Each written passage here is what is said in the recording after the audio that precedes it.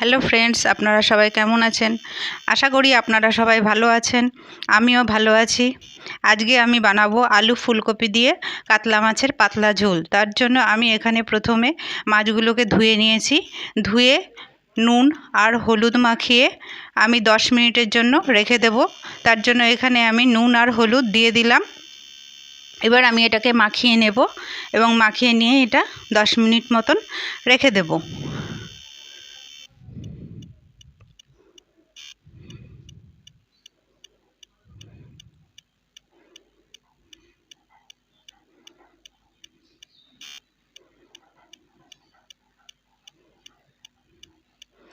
এদিকে আমি একটা মশলার পেস্ট তৈরি করে নেব।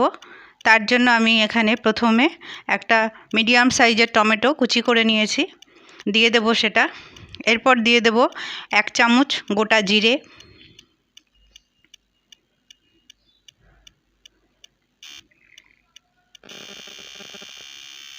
এরপর দিয়ে দেব 1 চামচের কম ধনে গুঁড়ো,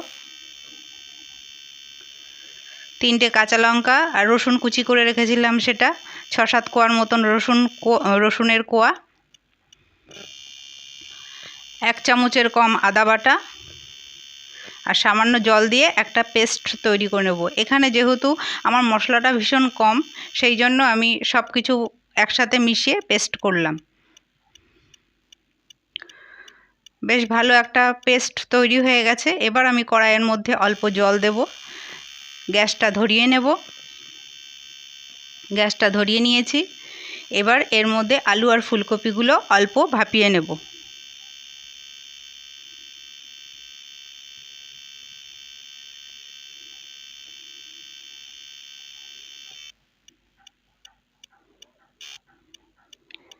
এরপর আমি কড়াইতে তেল দিয়ে দেব। তেলটা গরম হয়ে গেলে পরে আমি মাছগুলোকে ভেজে নেব।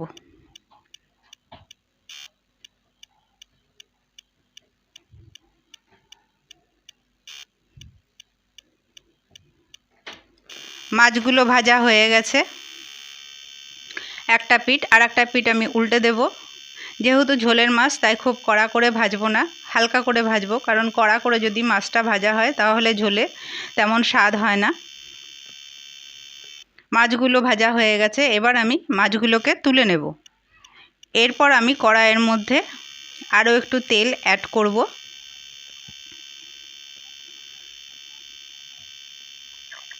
দিয়ে এর মধ্যে ফুলকপি আর আলুগুলোকে ভেজে নেব।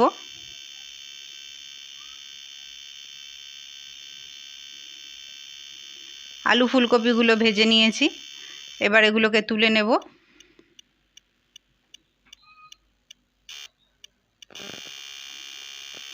এরপর এখানে ফোড়নের জন্য দিয়ে দেব তেজপাতা আর সামান্য একটু গোটা জিরে।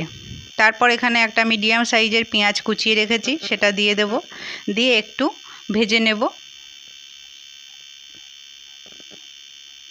তারপর এখানে দেব স্বাদ মতন লবণ, কাশ্মীরি লঙ্কার গুঁড়ো আর হলুদ গুঁড়ো দিয়ে একটু নাড়াচাড়া করে নিয়ে যে মশলার পেস্টটা রেখেছিলাম সেটা আমি এর মধ্যে দিয়ে দেব। মশলার পেস্টটা দিয়ে ভালো করে কষিয়ে নেব যতক্ষণ পর্যন্ত না মশলাটা কষানো হচ্ছে। মিক্সির বাটিটা ধুয়ে একটু জল দিয়ে দিলাম। মশলার পেস্টটা কষানো হয়ে গেছে। মশলাটা আর কি কষানো হয়ে গেছে। আলু দিয়ে এর মধ্যে জল দিয়ে দেব। দিয়ে আমি 5 মিনিটের জন্য ঢাকা দিয়ে সেদ্ধ হতে দেব। যেহেতু আলু আর ফুলকপি আগে থেকে ভাপিয়ে নিয়েছি, তার জন্য খুব বেশিক্ষণ রাখার দরকার নেই। এরপর আলু সেদ্ধ হয়ে গেছে, ফুলকপিটাও দিয়ে দিলাম। এবার আমি মাছগুলোকে দিয়ে দেব। মাছগুলোকে দিয়ে মিনিট 3 ফুটিয়ে নিলেই হয়ে যাবে। এরপর উপর থেকে আমি ধনেপাতা ছড়িয়ে দেব। তাহলেই তৈরি হয়ে যাবে আলু ফুলকপির কাতলা মাছের পাতলা ঝোল। গরম ভাতে দারুণ লাগে। আপনারা একবার এই রেসিপিটা বানিয়ে দেখবেন। ভিডিওটা ভালো লাগলে একটা লাইক করে দেবেন। আজকের মতন এখানেই শেষ করলাম।